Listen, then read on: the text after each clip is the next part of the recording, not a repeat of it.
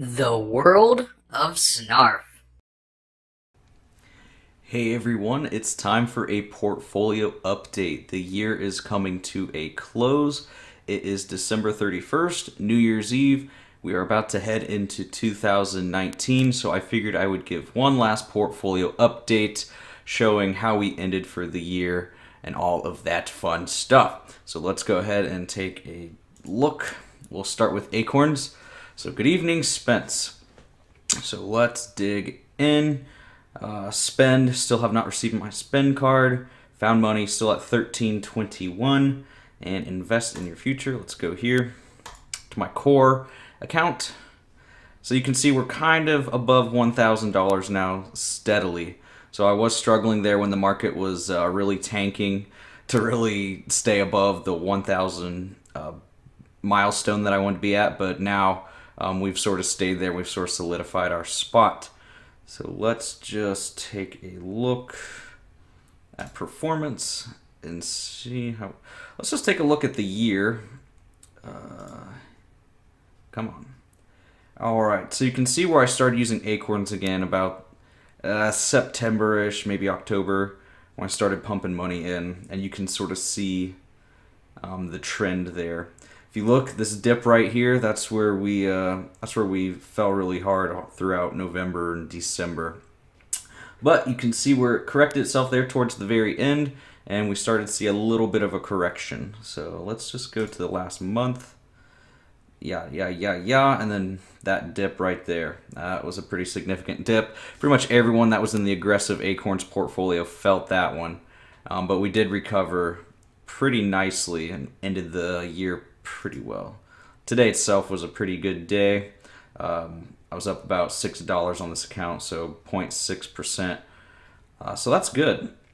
The dividends have been hitting from the holdings that you have in Acorns, so I'll go and show those. Where are they at? So,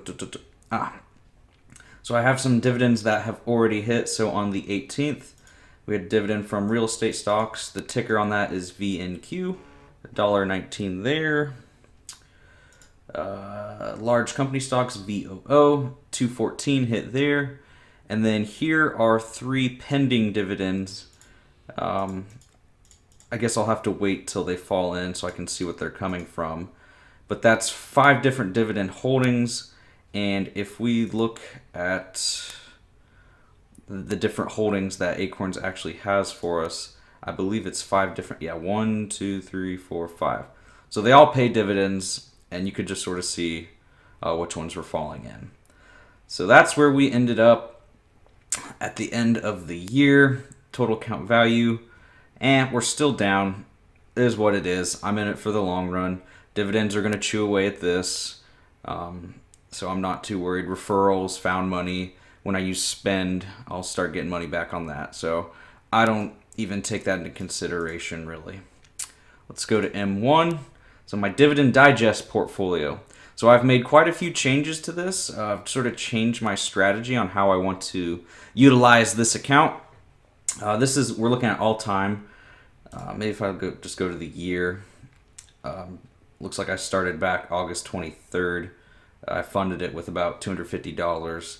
Since then, I'd pumped quite a bit of money into it. Gains. So we've gained almost $16 in dividends alone. Total market value says it's down $115, almost $116. Says I'm almost down 11%. I take those with a grain of salt, so to speak. There's a lot of different factors that play into that, a lot of different things you need to consider, how true that really is. But let's just take a look at the holdings in here. We have Good, which is Gladstone Commercial Corporation. So that's probably makes up the most, like the largest chunk here. It was at 42.2% of my portfolio. I want to adjust that so that it's only 20%. I'll still keep what I have in it now. It's just it won't start feeding into this investment until everything else is caught up, and at that point it'll only make up about 20% of my portfolio. Guggenheim, so this was an interesting pick. I don't know how well it's going to go. It was at like 19% of my portfolio. the more research I did on the company, I was sort of like, I better pump the brakes. So I'm going to adjust it down to 3%. Capital Southwest, this one has been doing pretty well for me. I'm really liking what it's doing. They've been around for a long time. So they made up 10.5%. I bumped them up to 15. They pay dividends quarterly. So that's going to make up a pretty big chunk every 3 months of dividend returns. In Viva, this was at 7.8%. Again, I researched them just like Guggenheim. So I backed off a little bit just because I saw some alarming things with balance statements, PE ratios, all that sort of stuff. So I bumped them down to 2. I'll still hold this amount for each of these investments in the account, but I'm not probably going to fund them as much or even at all if it comes down to it. Then we have Gain, which is another Gladstone Investment Corp. This one is at 4.2%. I bumped it up to 10%. I know some people are skeptical of Gladstone. They have consistent dividend payouts each month, so I'm going to hold on to them and see how they perform. I can always adjust that later, but I think 10% for this one and 20% for good is pretty fair. And we have Apple Hospitality REIT. So this is a real estate investment trust. So don't think Apple like the technology company, like Apple iPhone and whatnot. So this is actually real estate. They own a lot of, I want to say like hotels and stuff like that. So they pay very good dividends. So it's at 3.4% of my portfolio. I'm waiting for that to bump up to 10%. The reason some of these are so low is just because they're so new and the money hasn't fallen into that investment yet.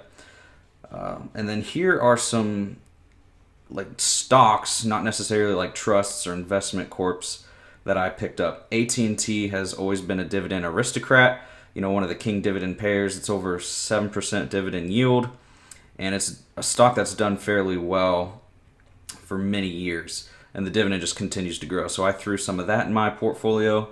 I want it to be 10% of my portfolio. Norfolk Southern, that is a railroad company for those that don't know.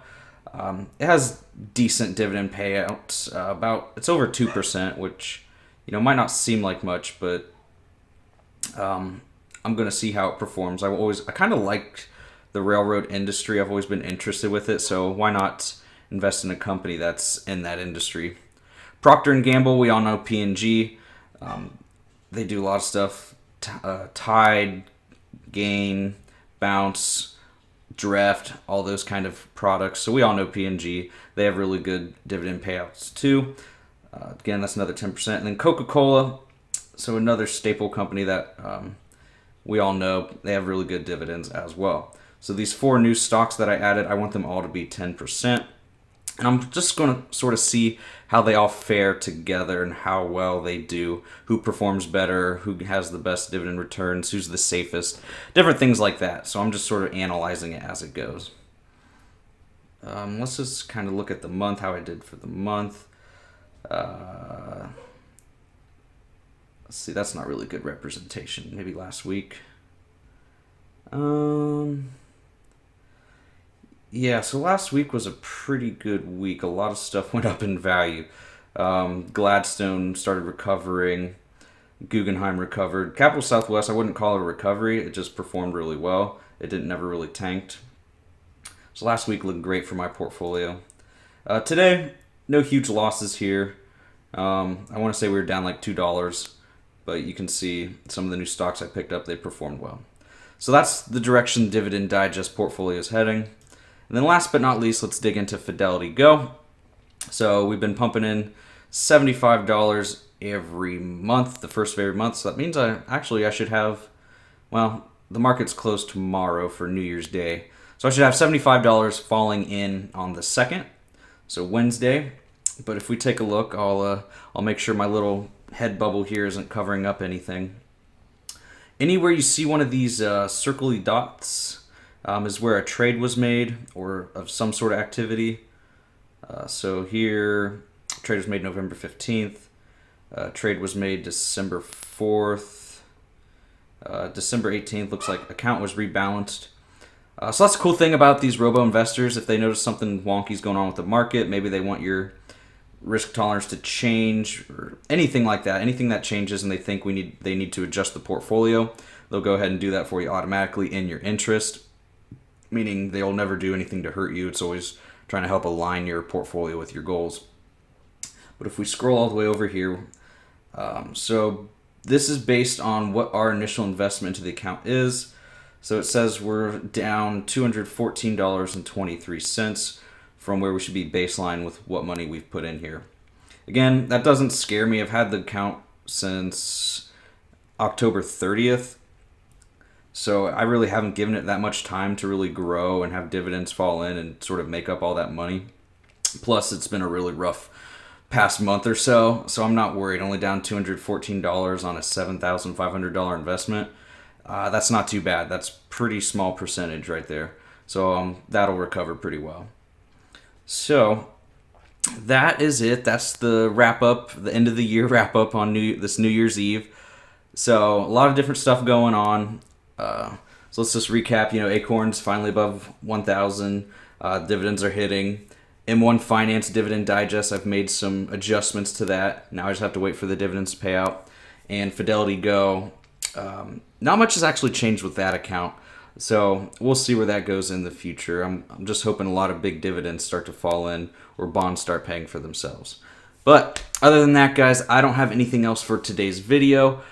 You might see some Dividend Digest in the Dividend Digest series of me going over AT&T, P&G, Coca-Cola, and Norfolk Southern, just to give those sort of what-if scenarios. So be looking for that.